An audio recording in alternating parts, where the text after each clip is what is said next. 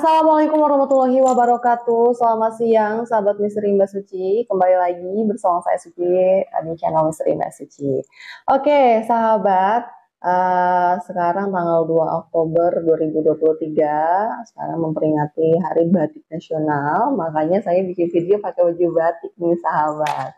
Nah, sahabat, di sini saya ingin mengajak sahabat Misteri Mbak Suci untuk berdiskusi nih, sahabat. Jadi semalam itu saya berdiskusi bareng tim dan hasil beberapa temuan-temuan di lapangan gitu. Nah, di sini kita ada bikin sebuah analisa ya. Terus saya juga pengen mengajak sahabat untuk menganalisa bersama nih, sahabat. Jadi sebelum kita masuk ke materinya, ya saya tidak akan pernah bosan ya untuk mengingatkan sahabat Misteri Mbak Suci untuk bantu support saya menuju 100.000 subscriber. Ini buat sahabat Misteri Mbak Suci yang belum subscribe, silahkan subscribe dulu, like, comment, and share sebanyak-banyaknya video dari channel Misteri Mbak Suci. Berarti sahabat sudah support channel Misteri Mbak Suci. Dan sahabat juga yang pengen diskusi langsung secara personal atau misalkan ingin komunikasi langsung dengan saya, boleh banget sahabat ya. Langsung DM aja ke Instagram Misteri Mbak Suci Official. Nah, nanti kita chat aja di DM ya, sahabat ya. Yang belum follow juga silahkan follow Instagramnya Misteri Mbak Suci Official. Gitu ya, sahabat ya. Baik sahabat, kita masuk aja ke materinya ya. Jadi semalam itu saya adalah diskusi bareng tim dan kita menganalisa bareng-bareng gitu, sahabat. Jadi ketika kita berdiskusi itu ya, kita mencocokkan nih hasil temuan-temuan kita di lapangan dari awal kita mengikuti kasus Rajapati di Jalan Cagak ini ya, di tahun 2021 sampai sekarang 2023 gitu, sahabat. Jadi ini buat sahabat Misteri Mbak Suci ya, yang mungkin kerja di sebuah perusahaan. Jadi ini saya mengkaitkan nih kasus Rajapati ini dengan sebuah perusahaan. Jadi mungkin sahabat Misteri Mbak Suci sudah tidak asing lagi ya dengan kata manajemen konflik. Kalau misalkan yang kerja di sebuah perusahaan, sahabat. Jadi perusahaan itu kan pasti memiliki pimpinan. Di bawah pimpinan itu dia punya staf ya, ada beberapa staf lah ya di bawah pimpinan tersebut. Jadi si pimpinan ini supaya mempermudah pengawasan terhadap staf-stafnya itu, si pimpinan ini akan membuat manajemen konflik ya. Jadi antara staf itu saling mengawasi gitu ya, saling awasi gitu ya.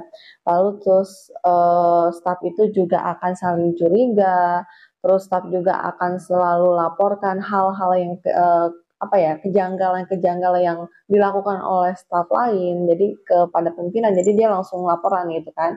Dan tampak di permukaan staf tidak akur dan saling bermusuhan. Jadi ini sengaja nih oleh si pimpinan itu dibikin manajemen konflik ya, supaya si staf ini jadi terlihat tidak akur dan saling bermusuhan gitu, sahabat. Dan ini sengaja.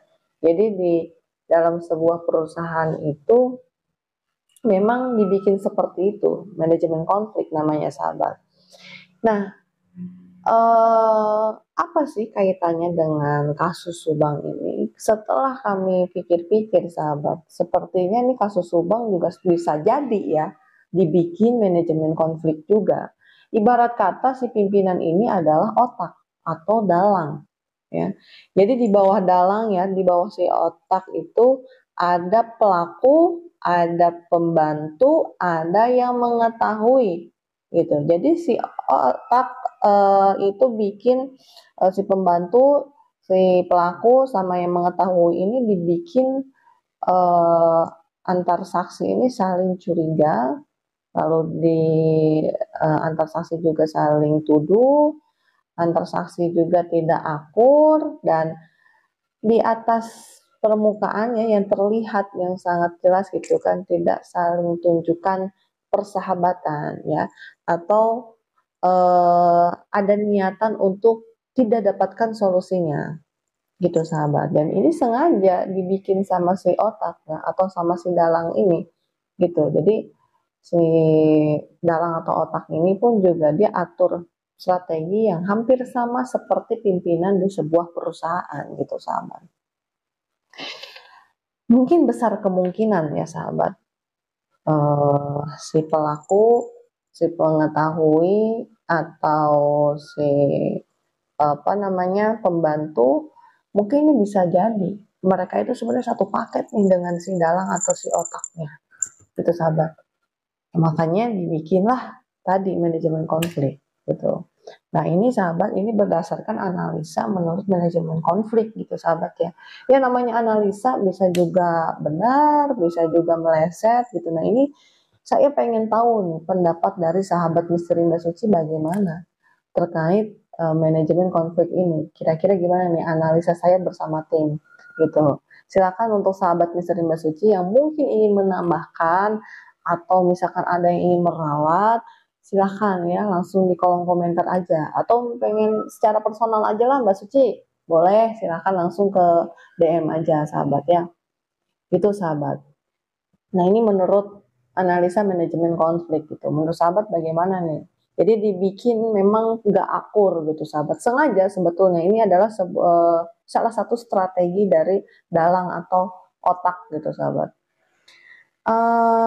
Sahabat, saya jadi keingetan sahabat waktu pas kemarin live streaming ya, itu saya membaca lah ya komentar-komentar dari sahabat Misteri Mbak Suci yang ada beberapa yang komentar terkait kinerja penyidik gitu sahabat.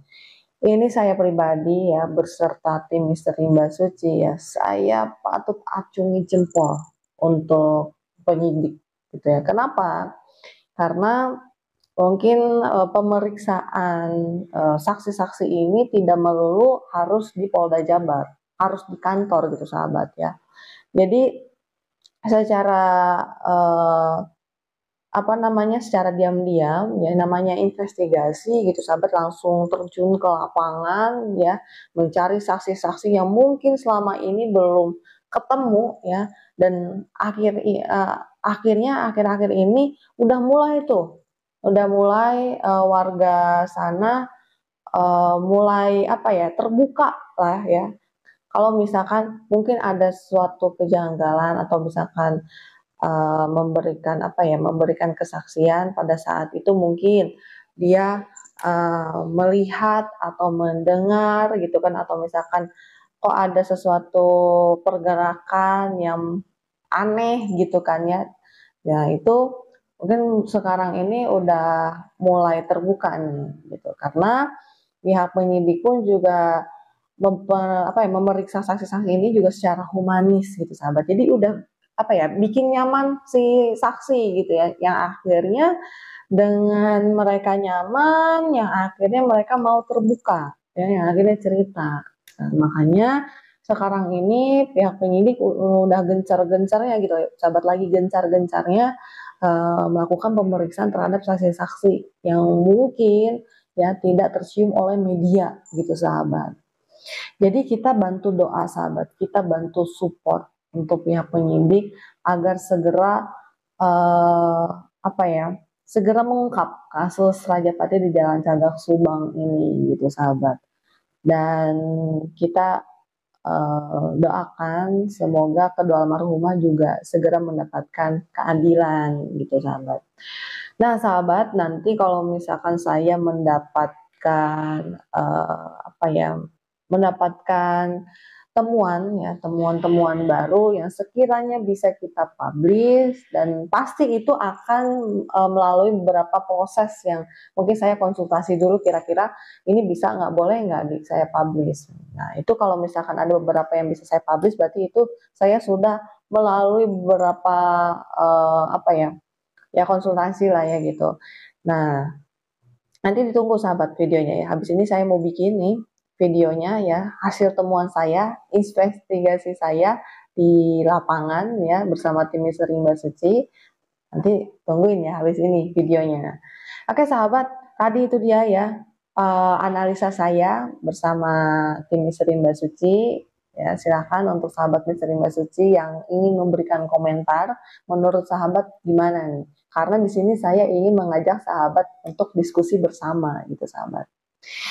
Nah sahabat, eh, kita juga sama ya menunggu. Mudah-mudahan di tahun 2023 kasusnya segera terungkap ya, tidak masuk ke tahun 2024 gitu. Jadi kita bantu support dan kita bantu doakan pihak penyidik ya agar segera mengungkap gitu sahabat. Karena ini kan sudah di penghujung tahun gitu sebentar lagi ya sahabat. Baiklah sahabat misteri Mbak Suci ya, mungkin itu saja dulu analisanya. Nanti kalau misalkan saya ada menganalisa lagi bareng tim misteri Mbak Suci, nanti saya akan langsung bikinkan video gitu ya. Baik sahabat, terima kasih banyak. Saya Suci pamit undur diri. Wabillahi taufiq wal hidayah. Wassalamualaikum warahmatullahi wabarakatuh.